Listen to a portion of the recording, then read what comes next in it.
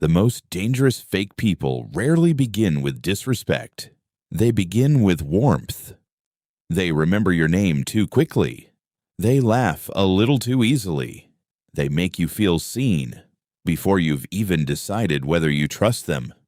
And that's exactly why they're hard to spot. Because when someone is cold, your guard goes up. But when someone feels kind, your guard starts negotiating with you.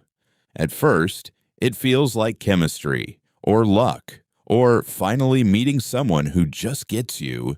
Then later, something shifts. They use your openness against you. They disappear when you need depth, or they stay nice, only as long as it benefits them. And that's the pattern most people feel, but can't name. Today, we're going beneath the surface to understand why fake people act nice first, and why most people don't recognize it until it's too late. Nice is the fastest shortcut. Niceness is not always a moral quality. Sometimes, it's a social strategy. That doesn't mean every friendly person is fake. Most people manage impressions a little. We all want to be liked, but fake people lean on this harder than everyone else because they understand something simple. The opening scene matters more than it should. First impressions happen fast, really fast, and once your brain decides someone feels safe, it starts protecting that conclusion. So when the red flags appear later, your mind doesn't immediately think, maybe this person isn't who they seem. Instead, it thinks, that's strange. That doesn't sound like them. And that's how the mask survives longer than it should. They are buying psychological credit. Here's the hidden reason fake people start nice.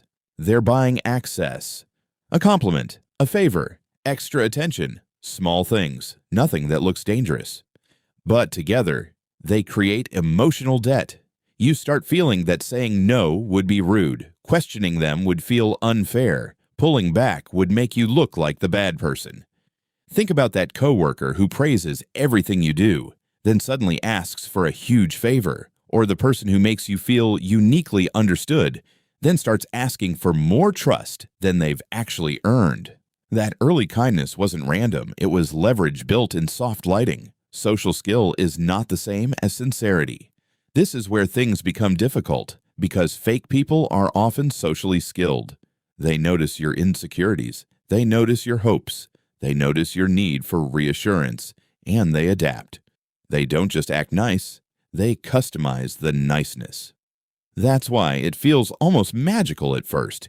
They say exactly what you needed to hear. They seem emotionally intelligent. They seem deeply understanding. But here's the hidden truth. Being good at reading people does not mean being good to people. Ask yourself this question, not, do they understand me? Ask, what do they do with that understanding?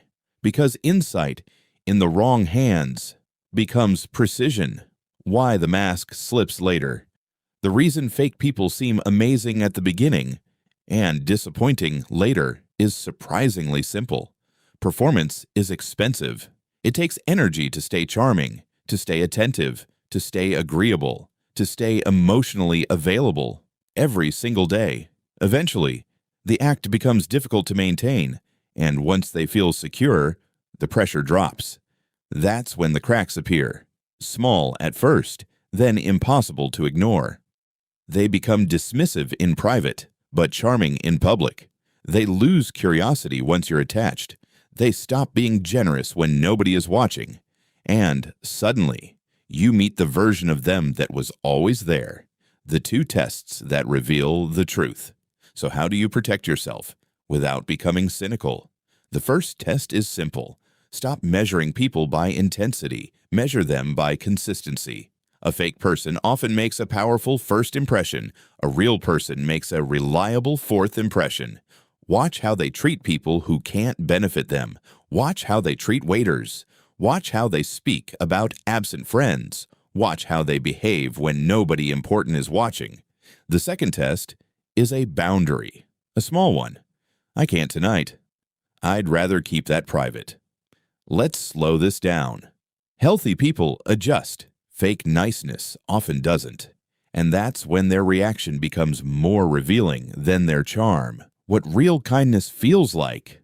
Real kindness usually feels less exciting at first. It doesn't rush intimacy. It doesn't force connection. It doesn't try to win your trust overnight. Instead, it grows slowly, quietly, consistently.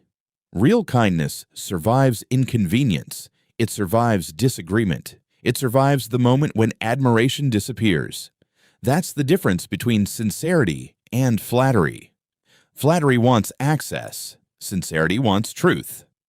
And strangely, that's why genuine people sometimes appear less impressive in week 1, but far more valuable in month 3. If someone feels incredible in week 1, but inconsistent by week 4, pay attention. If someone feels calm in week 1 and solid by week 8, pay even more attention. So, here's the truth beneath the surface. Fake people act nice first because first impressions are powerful, approval is rewarding, and social skill can be used like a tool. The early kindness is not always a window into character. Sometimes it's an entrance strategy. What reveals the truth is time. Time without applause. Time without advantage. Time after your first boundary. If you want more videos that decode the hidden psychology behind everyday behavior, subscribe to Nexora Mind, because the first smile tells you how they want to be seen. The next one tells you who they are.